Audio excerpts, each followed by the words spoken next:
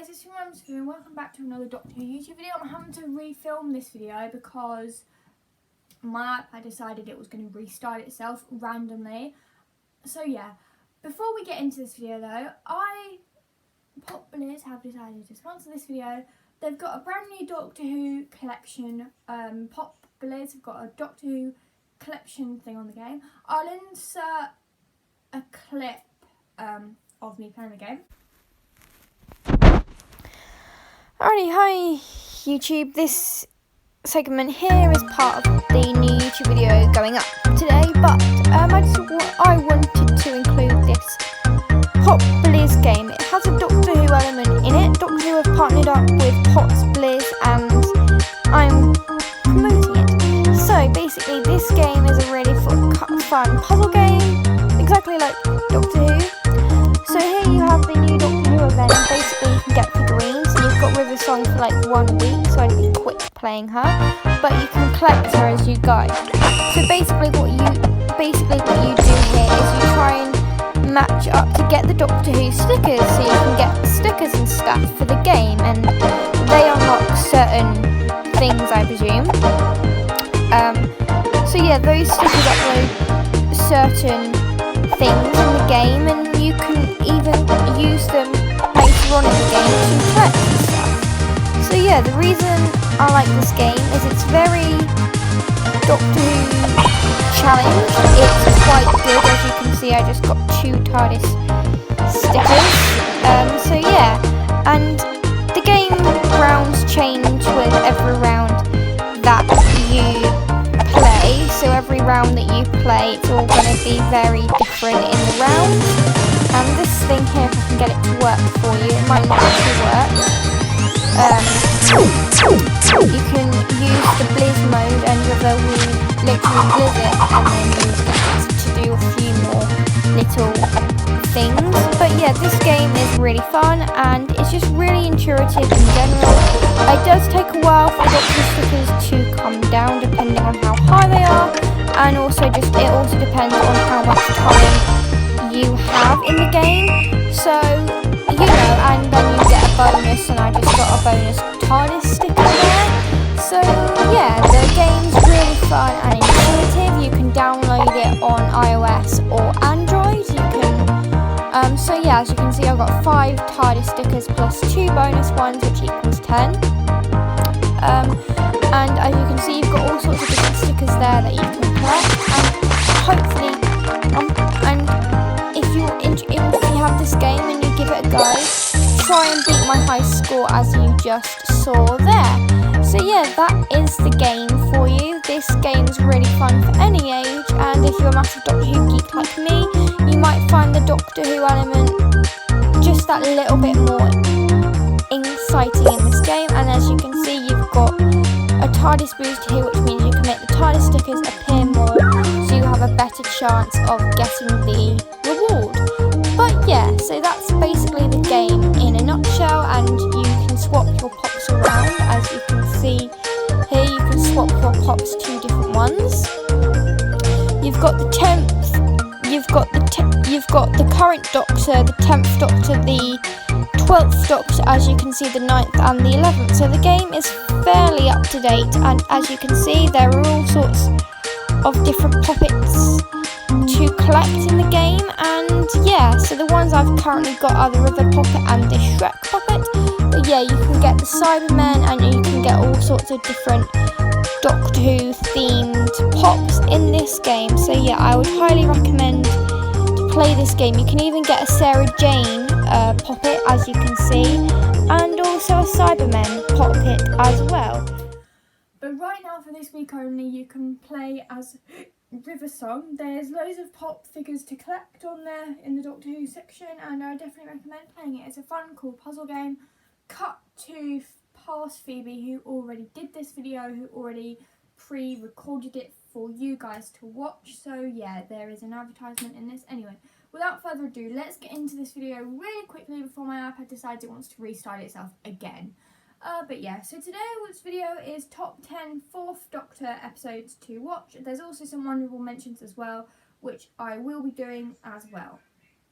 I'm not going to go into too much depth about them. I'm just going to read what it says on my phone and then move on to the next one because my iPad restarted, and that was really annoying because I was like 9 minutes into filming the video and it just randomly restarted itself whilst I was mid-filming and didn't even keep the footage. I mean, if it kept the footage, I could have recovered that footage and then just carried on and added it.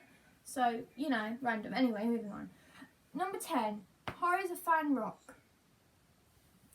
A very creepy Agatha Christie-ish story. It features a very trapped and unsafe feel the entire time, as the entire cast is bumped off one by one by a great villain that is sadly only featured in this episode in all of Doctor Who history. I've not watched this episode, but I presume from the reviews and stuff, it's quite a good episode. Anyway, number 9. Terror of the Zygons. A very fun and interesting story. Terror of the Zygons features the first appearance of the Zygons, one of Doctor Who's best villains, the final appearance of companion Harry Sullivan, apart from a guest appearance later, and features a cameo of the Loch Ness Monster. We know the Zygons are Doctor Who history. They first reappeared again in the 50th anniversary, then alongside the 12th Doctor as well, for a bit, and then and then we don't know what happened to them, but I do hope they bring the Zygons back, because the Zygons haven't changed much over Doctor Who history. They've always kind of been that same design, as you can see on there. They've always kind of been that same design. The design's not really changed much. The Cybermen design and the Dalek design have changed, but that's a video for another time, which I've actually already got planned, so, you know. Number 8, The Deadly Assassin. The first time we get to see Gallifrey, and the first time we see the Doctor without a companion. This episode gives it all, with Tom Baker carrying the entire episode by himself, and the Master at his creepiest and evil moment. This episode is the best. The Time Lords took this episode. The Doctor, actually, we finally get to see the Doctor wear that Time Lord stuff that they wear. But this episode took it way too far. But yeah, this episode was amazing. The Time Lords took the show. Like I say, every time we see the Time Lords, they're always kind of take the show, really. Especially in the Sound of Drums. When the Doctor did that, when he was talking to Jack and Martha about Gallifrey, and when it was like the Time Lord still took the show, that little clip still took the show. Number 7, The Ark in Space. A creepy and chilling Doctor Who story with amazing direction, amazing music, an amazing guest cast, amazing villains, the Worm, another villain that has sadly only appeared this once, amazing writing and amazing character development. This episode is amazing. I don't really have much to say on the matter outside all of that description. It's just amazing. Also, can I just point out, why bubble wrap? Why use like a really cheap effect when you could achieve that with probably really good like paper and green paint, where you could just like maybe like make a papier mâché kind of thing and then just stick it on someone's hand? Like, why use bubble wrap? Why use bubble wrap instead when there's loads of better options out there? But yeah, this episode is amazing. I wish the Worm would appear again in the revival. I mean, what happened to it? Why has this only appeared once? That I will be doing a video soon on top 10 Doctor Who villains that have only been one-off villains that we've only ever seen once, and we kind of want to see again in the revival if at all possible. Number 6, The Talons of Wei Chang. This episode has some of the best writing Who has offered, and while slow and racist at times, it does tell a great story with great and creepy villains, as well as great performances by Tom Baker and Louise Jensen. Ooh, I'm not sure about this episode. I've watched this episode and I'm never watching it again because of how racist and creepy it was. The Doctor didn't even do anything about the racist comments towards the Chinese people. It was just badly written. And also, why yellow faces? I mean, is that how the UK see Chinese people? They literally just coated British white people on plasterboard and then just painted them yellow. Like, it wasn't even like coloured people they used for this. It was like more kind of like white people under all of that paint and stuff they used. So why that? Like, there's been a lot of racist stuff about that. But yeah, the writing was good, but the plot points and the racist jokes not so good. So, Doctor Who, think what you're gonna do. Although I'm surprised to add, Doctor Who has become a lot less racist, and that's probably why this episode only gets the 6th place on this list. Number 5, The Robots of Death. A classic space murder mystery story that turns into a fight for survival. The Robots of Death tell a classic fighting and destroying evil story with an amazing guest cast and very creepy robots. Make it one of Tom Baker's most entertaining episodes. I have to agree. The episode speaks for itself. You've got Robots of Death strangling people to death. I'm like, whoa, that's a bit far. But guys, here's a task for you. In the comments, write down how many robots in Doctor Who there have been, because there have been a fair few robots. There have been K1 and stuff like that. So write down all the robots you remember on Doctor Who. Okay, number 4, Seeds of Doom. One of the most entertaining episodes of all classic Who. This story features a ton of action and mystery, with practically every character being some sort of bad guy, amazing cliffhangers, and is the only episode that features one of the best villains in Doctor Who, the Kynoid.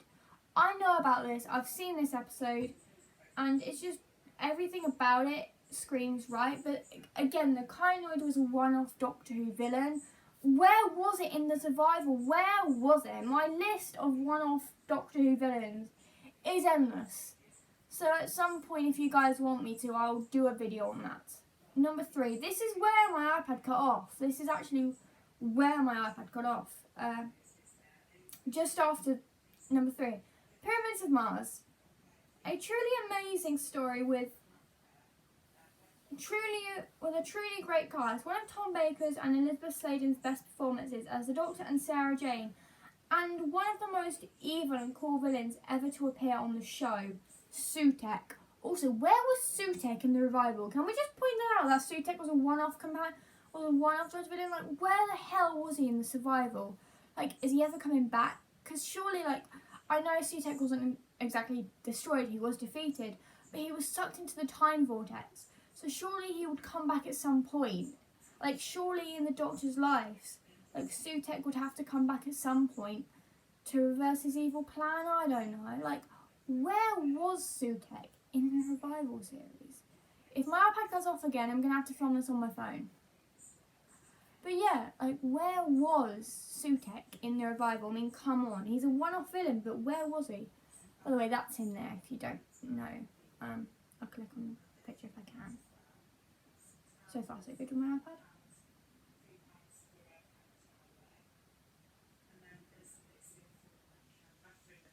Yeah, where was Sutekh in the revival? Like, where was Sutekh in the revival series? I mean, come on. Oh, great. Sorry, guys, I'm having a bit of a... That's Sutekh there. If you guys remember him, that's him. Where was Sutekh in the revival? That's what we need to know. Number 2, City of Death. This is actually where my iPad cut off, just as I was about to finish the video. City of Death. Number 2, City of Death. One of the most interesting plots in all Who history. This story features yet another great villain and one of Tom Baker's best performances as the Doctor. This is my personal favourite episode of the classic series, one of the shows, but from a critical standpoint, my number 1 choice was obvious. Where was that villain in the revival? I mean, come on, BBC, like, where was it? Okay, and number 1, this is the last thing before I go on to the mentions. I don't really have much to say about this episode. The City of Death was just amazingly written. That's all I've got to say. Number 1, Genesis of the Daleks. What is not great about this episode? A great story, a great villain, one that actually returned this time. Great music, a great guest cast, great emotional moments, great scary moments, great performances by companions, and Tom Baker's best performance as the Doctor. I mean, come on, you just said, mate. You just said that. The other one was one of Tom Baker's best performances. But Genesis of the Dalek speaks for itself. I mean, the villains come back. I mean, Daleks are always going to return in Doctor. I don't think we're not going to have an episode without them in. I don't think we're ever going to not have them in. And along with the Cybermen as well, they return. And the Sontarans, surprisingly. Why do the Sontarans, Daleks and Cybermen seem to be the ones that always return? Why can't we just have other returning villains from the classic series come back as well? Like, where were the Pterodactyls? I mean, I know the Pterodactyls died, but were there more Pterodactyls? I mean, come on, they're a one-off Doctor Who villain. Where was that? Where was the Mara? I mean, they returned twice, but there was still like a one-off Doctor Who villain. We need more classic episode. We need more classic Doctor Who villains to return. Anyway, on to the honourable mentions. The Hand of Fear. This episode is simply classic Doctor Who. It has a good plot, an interesting villain, and a good guest cast, with nothing really special about it apart from the ending in which we say goodbye to the beloved Sarah Jane Smith. The Stones of Blood. The 100th episode of the show, The Stones of Blood, stands out because it's an amazing cast and unsettled plot point, while featuring Tom Baker at his best and one of Mary Tam's best performances as Romana. Warriors Gate, one of Tom Baker's more interesting episodes. This story featured a very chilling and dark tone throughout, with some creepy cliffhangers to add to that. And it also featured the last appearance of Romana and K9 Mark II. K9, now that was interesting. K9 got destroyed and the only way to repair him was put him through E-Space. But also, where was Romana? Like, after the Time War, what happened to Romana? Did she stay in E-Space, or did she get called back to Gallifrey for the Time War? What happened to her? The Keeper of Traken. This is the episode that I think was a stepping stone in the Fifth Doctor's era. It was the first appearance of Nyssa and featured the return of the Master. Starting an amazing 3 episodes trilogy. This was the last episode of the classic series I saw, and I thought I picked a good one to end on. Logopolis. By the way, Keeper of Traken, amazing. That's when you get introduced to Nyssa, companions of the 5th and 4th Doctors. 4th and 5th Doctors, sorry. Logopolis, the 4th Doctor's final episode. It manages to truly bring the Master back into the show, with him and the Doctor both having such great chemistry that it looks as though they're friends and enemies at the same time. This episode also marks the first appearance of Tegan, one of the best companions ever on the show. I can't disagree with that. Tegan was. She stayed for almost the entire Peter Davison era. She left episode 12 in season 3, but still, she stayed for the longest amount of time out of all the Doctor's companions, out of all the 5th Doctor's companions. Adric died, Nyssa left on Terminus. Nyssa left 3 episodes after the Mara episode and after the Moon Undead. She left after that. She wasn't in Enlightenment, she wasn't in the King's Demons or in the 5th Doctors, but she definitely left kind of midway through season 2, and then Tegan stayed, and then after the whole Dalek thing, she left at her own accord. But yeah. And the final one, which is in the top 10 but said 11 on the list, I didn't really want to include that. I wanted to put it in the honourable mentions instead. So 11, The Brains of Megapolis. Yes, I include an 11 on this list. The Brains of Megapolis just fell short of the top 10, but it's such a great episode that it just had to be on the list. It's one of the darkest and scariest Doctor Who episodes has to offer, and it is classic Frankenstein story with an excellent villain. Yeah. Anyway, so those are the top 10 Tom Baker episodes of the classic series. Let me know what other things you want to see on this channel. So yeah, I'm still at my iPad cut off. Luckily I've managed to refilm without my iPad cutting off. Thank goodness. I've now got to go and film a TikTok, then airdrop this to my phone and insert that clip of me playing that game. So yeah. Also, thank you Populous for sponsoring this video. It's people like you that actually give me a job worthwhile doing. Anyway, I'll see you guys next week for another video. Till then, Alonzi.